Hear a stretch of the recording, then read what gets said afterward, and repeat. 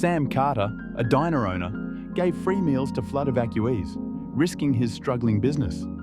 The bank foreclosed, but that night, a chance encounter with a grateful stranger turned his act of kindness into a new beginning for his diner and his life. Hi everyone, welcome to Life Unveiled. Let's get started. Sam Carter stood behind the counter of Carter's Diner, a small, weathered establishment on the edge of Highway 12 in rural Tennessee.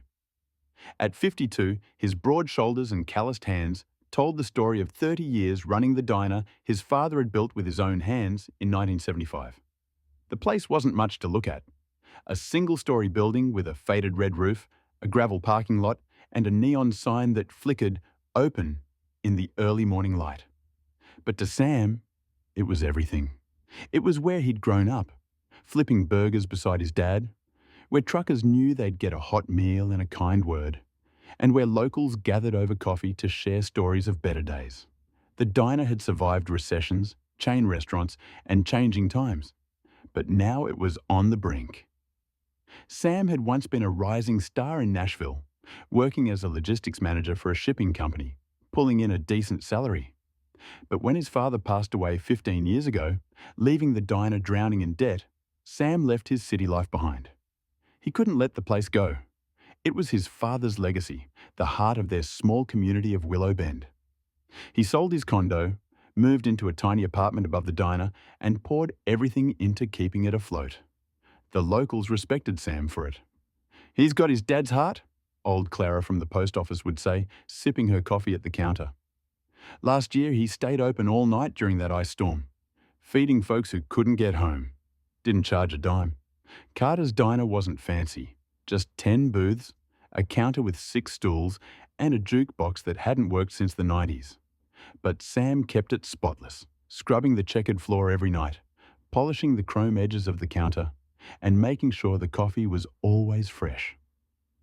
He knew every regular by name, their orders memorized: 2 eggs, sunny side up for Joe the trucker, black coffee and a slice of pie for Clara. But the diner was struggling. The bank had been hounding him for months, threatening to foreclose. A new fast food chain down the highway had stolen most of his customers, and the monthly payments on the diner's loan kept climbing. Sam had already sold his car, relying on an old bicycle to get around. But it wasn't enough. He was 3 months behind, and the bank was circling like a vulture. Everything changed the night the Cumberland River overflowed. It was late September, and the rain had been relentless for days, turning the fields into lakes and the roads into rivers. The forecast had warned of flooding, but no one expected it to hit Willow Bend so hard. Around 9 p.m., as Sam was wiping down the counter after a slow day, a frantic knock rattled the glass door. A young couple stood there, drenched to the bone, their toddler clinging to the mother's leg. "Our house, it's gone," the man stammered, his voice shaking. "The water came so fast. We've got nowhere to go." Sam didn't hesitate.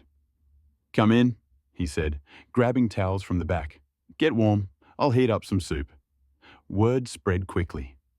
By 10 p.m., more cars pulled into the gravel lot. Families, elderly couples, lone travelers, all fleeing the rising waters. The town's shelter was full, and the roads out of Willow Bend were impassable. Sam opened the diner wide, waving people in. "No charge," he told them, seeing their worried faces as they reached for wallets. "Just eat, rest, stay safe." He fired up the grill, pulling out every scrap of food he had. Burgers, fries, eggs, even the pie as he'd baked that morning. He brewed pot after pot of coffee, handing out mugs to shivering hands. A retired doctor named Helen, a regular at the diner, started checking on people, using a first aid kit Sam kept in the back. A trucker named Bill shared blankets from his rig, and a young teacher named Maria organized the kids, keeping them calm with stories in a corner booth. By midnight, the diner was packed. Over 80 people crammed into a space meant for 40. Families shared booths, elderly folks sat on stools, and others stood leaning against the walls, clutching plates of food. Sam moved through the crowd, refilling coffee, handing out napkins, and making sure everyone had enough. A pregnant woman was breathing heavily, stressed from the evacuation. Helen monitored her, whispering reassurances. An elderly man had left his heart medication behind. Sam called a friend at the pharmacy who braved the flooded roads to deliver it. Through the night, Carter's diner became a beacon, its neon sign the only light in the storm, guiding people to safety. At dawn, the rain slowed, but the damage was clear. The news on Sam's old radio reported washed-out bridges, flooded homes, and power outages across the county. The people in the diner were safe, but Sam's decision came at a cost. He hadn't charged a single person, and the food he'd used up was worth more than he could afford to lose. Worse, the bank's representative, Mr. Grayson, arrived that morning, his polished shoes crunching on the gravel as he stepped out of his car. "Carter, what's this I hear about you giving away meals?" he barked, his voice cutting through the murmurs of the evacuees sharing coffee and leftover fries. "You're already behind on payments. This is a breach of contract." Sam stood tall, his apron still smeared with grease from the night's cooking. "These people needed help, Mr. Grayson. I couldn't turn them away." Grayson thrust a foreclosure notice into Sam's hands. "The bank's taking over. You've got until tonight to clear everyone out." The evacuees overheard, and a murmur of protest rippled through the crowd. Some offered to pay with soggy cash or promises of future payment, but Sam shook his head. "It's not about the money," he said quietly. "It's about doing what's right."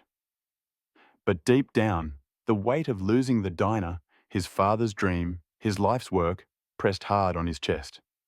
As the day wore on, the evacuees helped clean up, washing dishes and sweeping the floor. Bill the trucker offered to drive families to nearby shelters, and Maria organized a collection of spare clothes for those who'd lost everything. Clara brought over a pot of her famous chili, refusing payment. "Your dad fed my family during a storm in '82, she said, her voice firm. "This is the least I can do." By evening, the diner was nearly empty, and Sam sat alone at the counter, staring at a photo of his father behind the grill, a wide smile on his face. He had no regrets about helping, but the loss of the diner felt like losing his father all over again.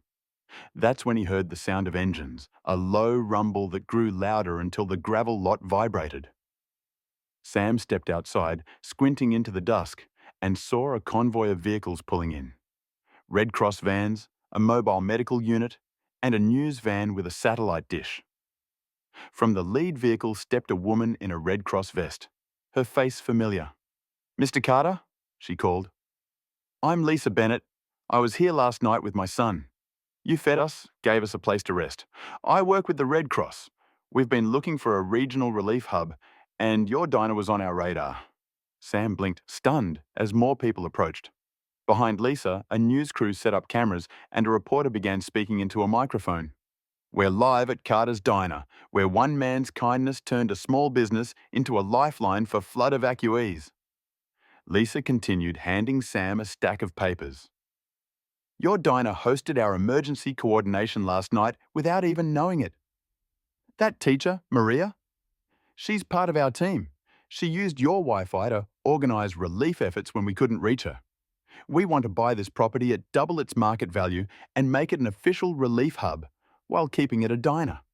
You'd stay on as manager, with funding to rebuild and expand." Grayson, who'd returned to oversee the foreclosure, stepped forward, his face pale. "This property is under bank control," he started, but a Red Cross lawyer interrupted, presenting a check. "The federal government is exercising emergency powers to acquire this property. All liens are settled." The check covered the bank's claim, and Grayson, defeated, walked away, muttering under his breath.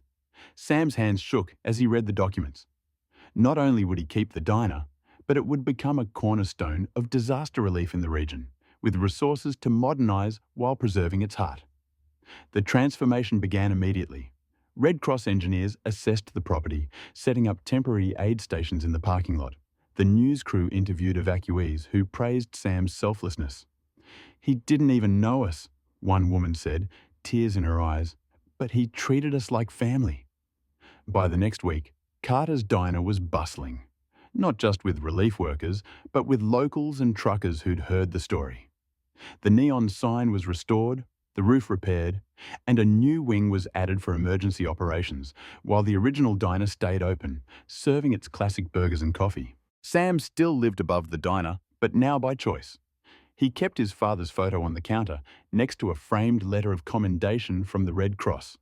The jukebox was fixed, playing old country tunes, and Clara still brought her chili during storms, claiming no relief hub could match her recipe. Grayson never returned, though rumours spread he'd been reassigned to a desk job far away. Carter's Diner became more than a stop on Highway 12. It became a symbol of hope, a place where anyone could find a meal and a helping hand, whether they could pay or not. Every morning, as Sam flipped the open sign, he thought of that night when one act of kindness changed everything, proving that sometimes the greatest legacies are built not on profit, but on compassion. If you enjoyed this story, drop a like and subscribe for more tales like this. Hit the bell, and we'll catch you in the next one.